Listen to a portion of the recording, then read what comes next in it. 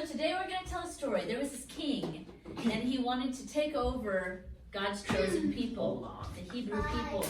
Do you guys know what they're called? Hi, King Jared. The Hebrew people?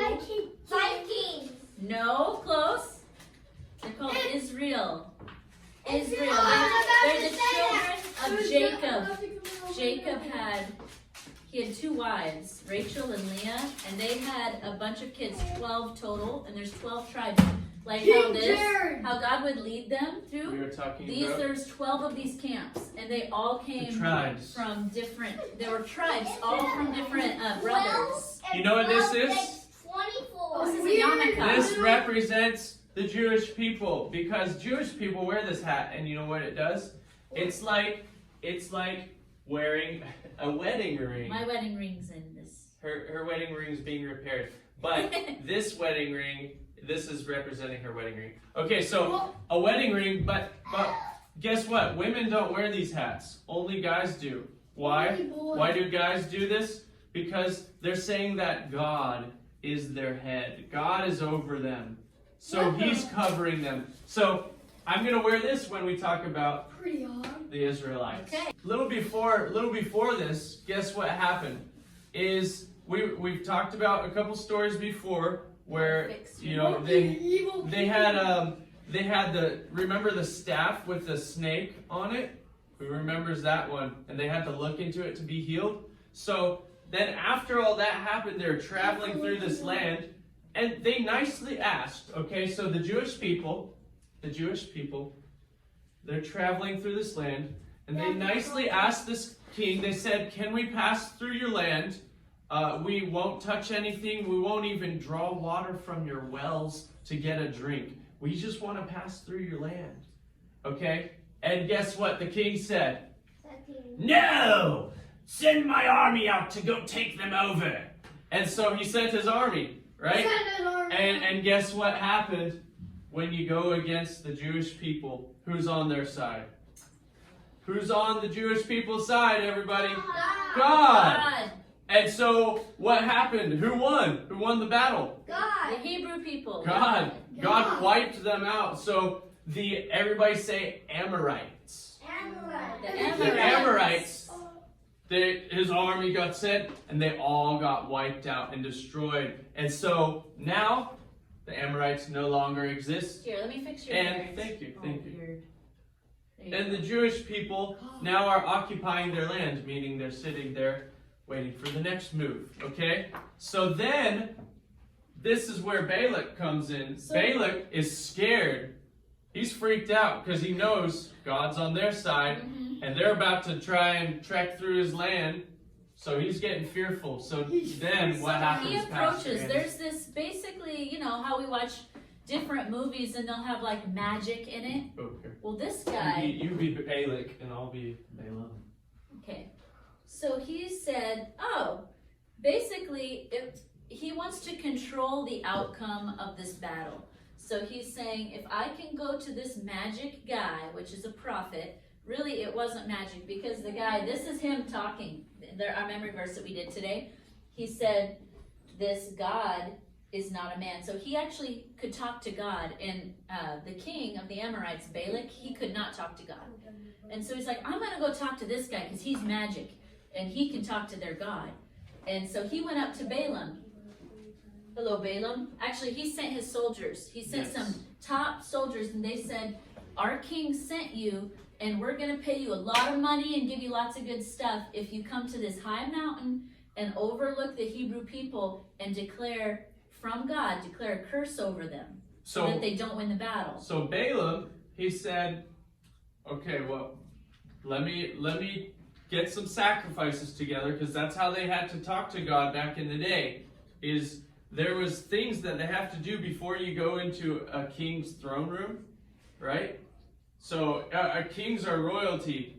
So he knew, talking to God, there's stuff I have to do. So he's like, I gotta go get some sacrifices, talk to God. Hold on here. Get this sacrifice here, this sacrifice. Okay, we need all these ones. Okay, so and he builds some mountains, some altars. Sorry, not mountains. And he lays the animal on the altar, and he cuts the throat, and the blood runs over the altar. Oh. Those are sacrifices. I want you guys to know. And so they do these with different animals, and then he hears from God. Hears God talk to him, and God says, "Do not go with these men." And so they approach him I can't do it. 2 more times. Actually, One more because time. there was a last, because there's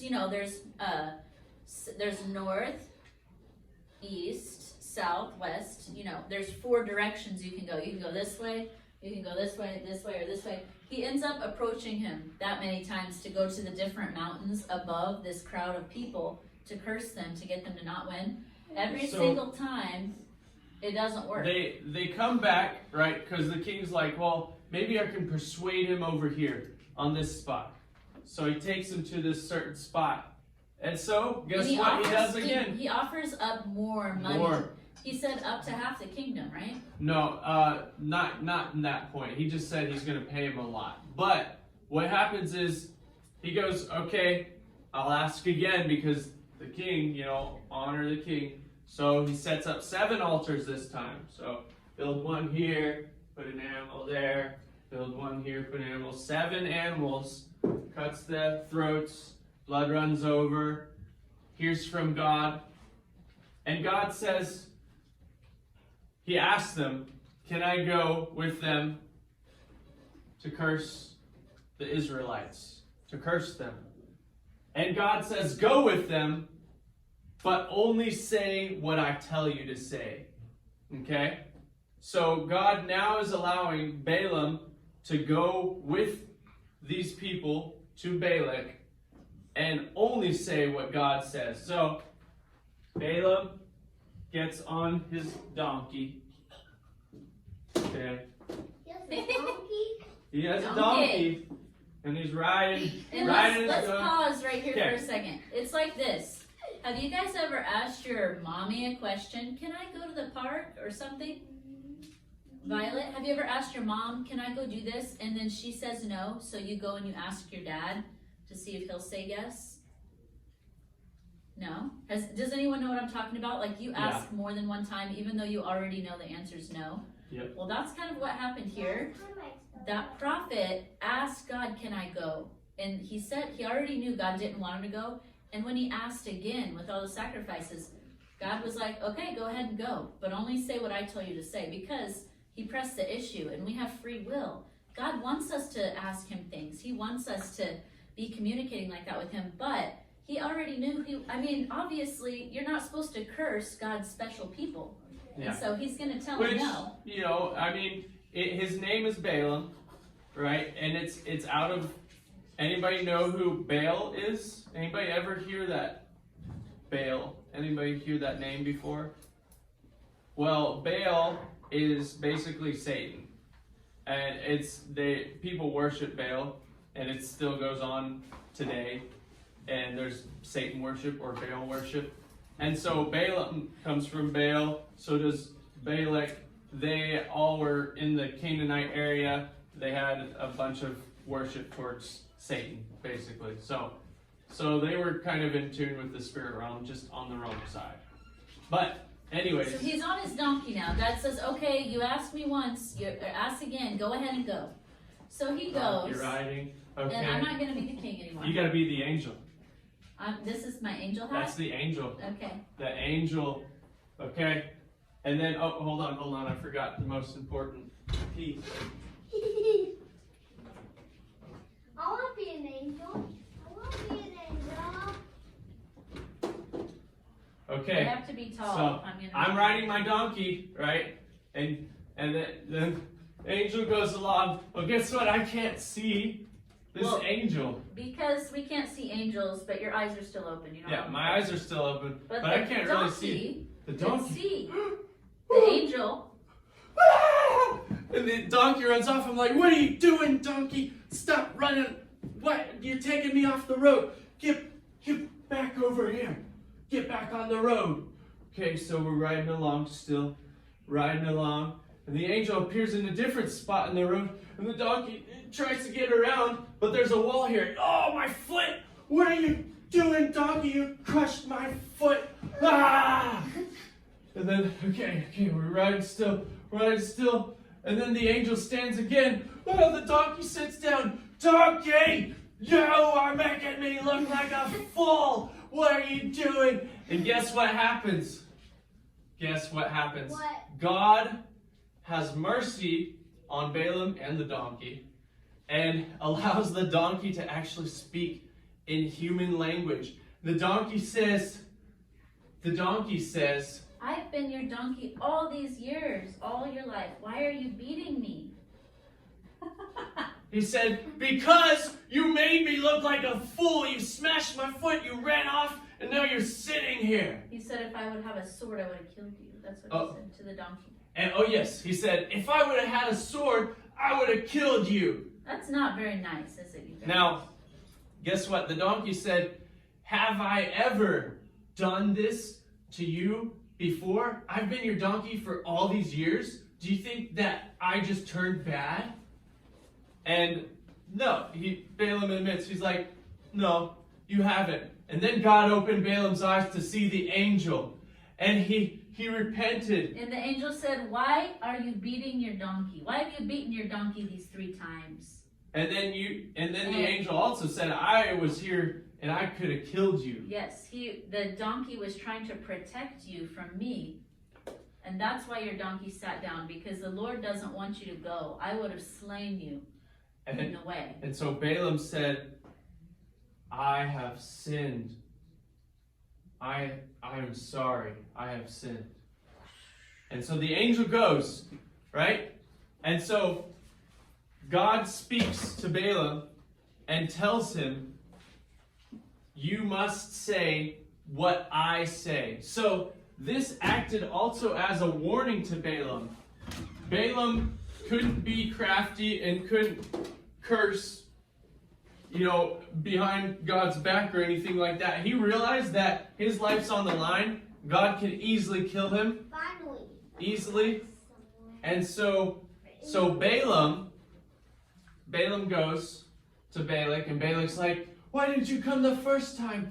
I'll give you so much money, all this, all that. And what did he do instead of cursing? Guess what he says? So he's like, he says before he starts talking to God, before he starts trying to curse Israel, he said, even if you would have given me half your kingdom, I can't say anything different than what the Lord says. Okay. So you see, it's stuck with Balaam.